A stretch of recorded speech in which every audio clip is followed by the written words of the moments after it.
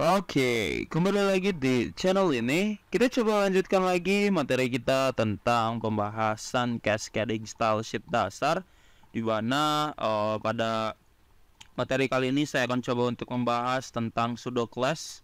Jadi saya coba untuk buatkan dulu judulnya gitu ya. Pseudo set. Pseudo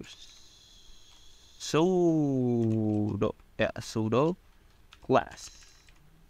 Jadi ada yang dinamakan pseudo class, di mana pseudo class ini berarti adalah kelas semu ya. Jadi pseudo itu adalah semu dan kelas itu adalah kelas. Jadi kita bilang pseudo class itu adalah kelas semu. Jadi untuk definisinya sendiri di sini saya ambil definisinya, yaitu adalah pseudo class dalam CSS adalah selektor atau penentu. View-nya kita jadiin word wrap ya. Jadi adalah selektor atau penentu yang digunakan untuk memilih elemen-elemen HTML berdasarkan keadaan atau kondisi khusus yang terkait dengan elemen tersebut. Dimana pseudo class ini memungkinkan kita untuk mengganti gaya elemen ketika pengguna berinteraksi dengan halaman web atau ketika elemen tersebut berada dalam keadaan tertentu gitu ya. Nah, jadi ini adalah definisi standar dan juga tujuan dari pseudo class itu gitu ya. Jadi dia adalah selektor atau biasa disebut juga ya yang berupa selektor gitu ya, berupa elemen HTML yang membuat kita itu dapat mendefinisikan style pada keadaan tertentu dari elemen tersebut gitu ya. Jadi kalau misalnya kita ingin menggunakan pseudo class, itu sebetulnya ada beberapa contoh ya. Jadi di sini saya coba berikan contoh pseudo class gitu ya. Jadi yang pertama keluar sudah elemen.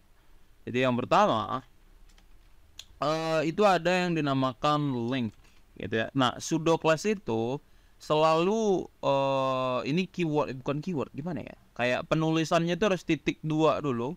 Let's say misal di sini link, terus juga misal ada juga hover kayak gini, terus juga ada titik 2 active, terus juga ada titik 2 let's say no visit ya, visit. Jadi ini adalah beberapa contoh, salah satu sih, beberapa contoh dari pseudo class ya. Jadi nanti kalau misalnya kita menggunakan salah satu dari pseudo class ini, kita bisa mengubah gitu atau mengganti gaya elemen ketika pengguna berinteraksi dengan pseudo class yang kita gunakan gitu ya. Nah, kalau untuk yang link sendiri itu adalah sebetulnya style default ya. Biasanya ini ada di hyperlink, style default hyperlink ya. Hyperlink itu kan tagnya adalah A gitu ya, tag A gitu. Jadi biasanya itu kalau pakai hyperlink yang pasti ada ref-nya ya. Jadi kalau misalnya nanti kalian menggunakan hyperlink ya, pasti ada style defaultnya, yaitu menggunakan pseudo class link terus hover. Itu adalah style ketika kursor ya, kursor itu berada di sebuah elemen di atas gitu ya, berada di atas sebuah elemen gitu ya. Terus active itu ini juga berhubungan dengan sebuah elemen juga ya, dimana ketika sebuah elemen diklik atau berada dalam keadaan active. Nah, biasa ini bisa di button ya, contohnya itu ya, X-nya itu adalah button gitu ya, dan hyperlink juga lah, hyperlink kan masih ada. Terus visited juga, ini berarti hyperlink juga nih. Jadi ini adalah style ketika sebuah link sudah pernah dikunjungi sebelumnya sebelumnya.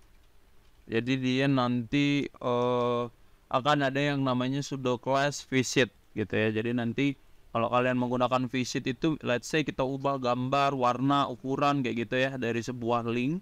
Nah nanti dia akan ada. Nah ini sebetulnya beberapa contoh yang berhubungan dengan pseudo class. Ada juga pseudo class yang berhubungan dengan posisi kayak gitu. Jadi kalau yang berhubungan dengan posisi, let's say kayak first child, terus ada juga last child gitu ya. Terus juga ada n ke child gitu, n child gitu kan.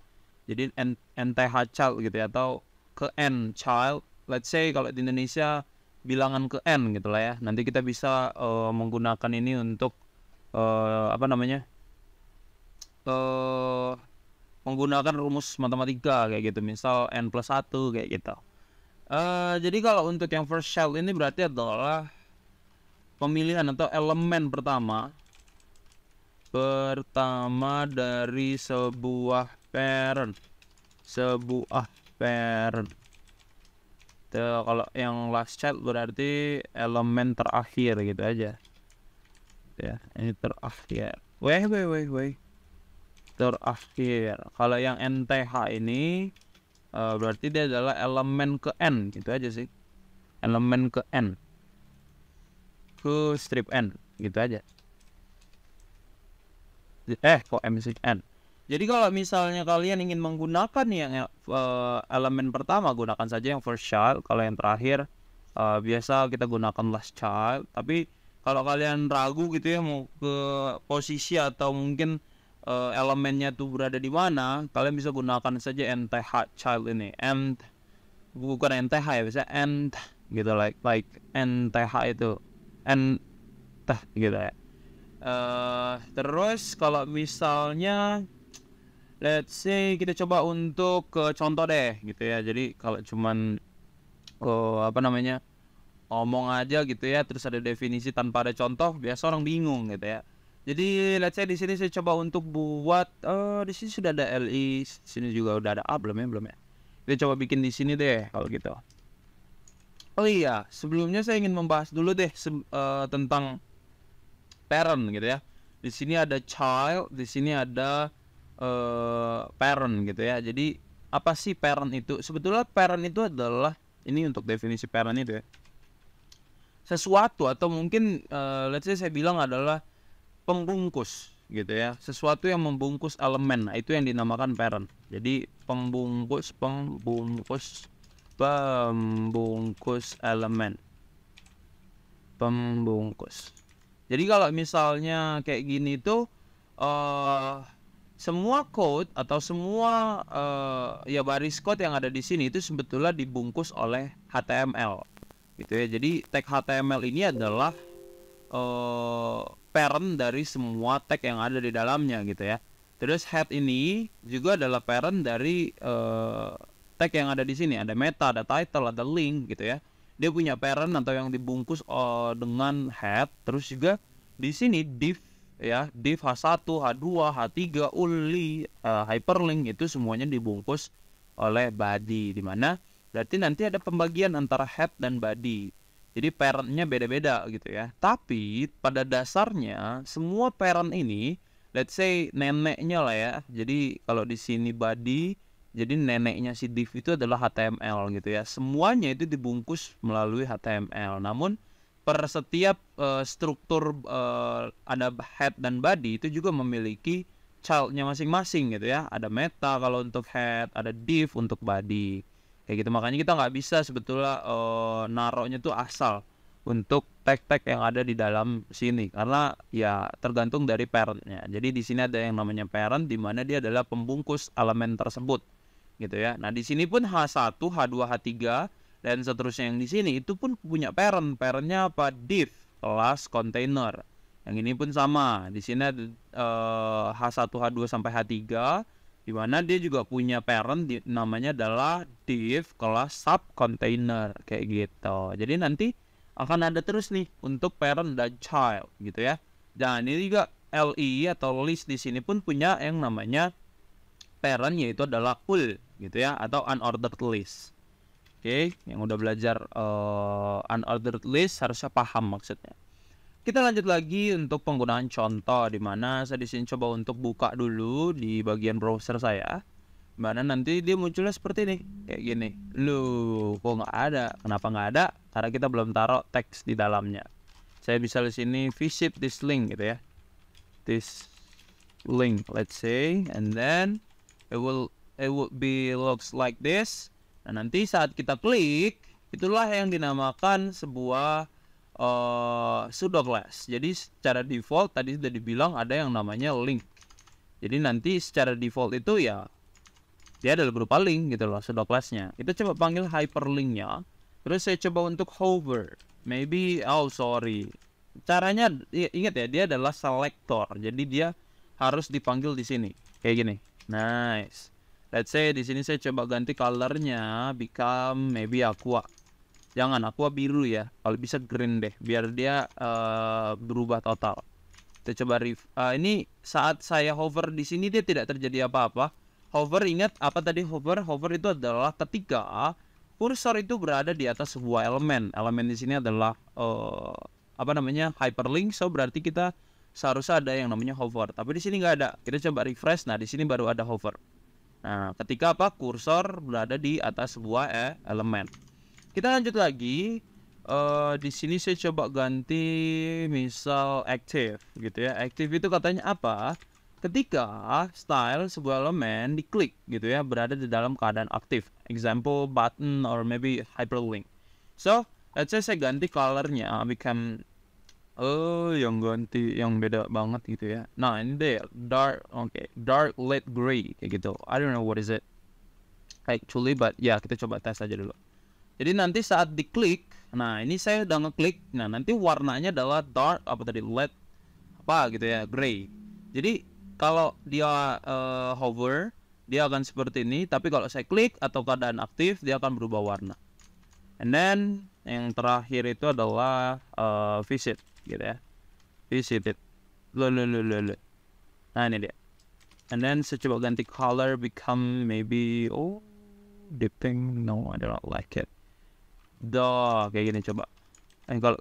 Kalau udah diinin dia kayaknya. Nah ini dia jadi warna biru. Kenapa? Karena dia sebetulnya tadi udah kita klik ya. Jadi dia warnanya udah berubah langsung gitu ya. Nah itu yang visit. Tadi yang untuk active. Setelah dia secara default ya, bisa let's say saya ganti color become I light brown. So you like this. Ya seharusnya sih dia itu kita cek dulu. Ya kalau link itu dia kayak style default aja sih. Style default. Ya kita nggak usah ubah lah ya kalau misalnya emang dia nggak mau diubah.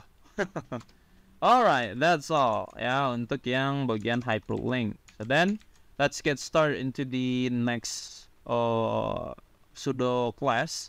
Apa itu? First child, last child, and then elemen ke n. Ya, elemen ke n child kayak gitu ya. Jadi sebetulnya ini nggak cuma untuk ini sebelumnya ini nggak untuk link aja, dimana sebetulnya H1 pun bisa kita ubah gitu ya menggunakan hover.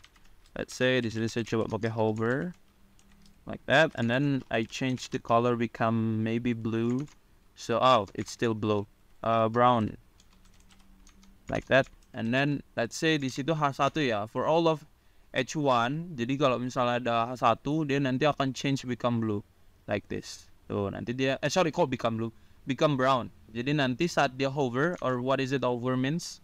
Hover itu adalah hover itu adalah ketika style kursor berada di atas sebuah elemen. So it will be change.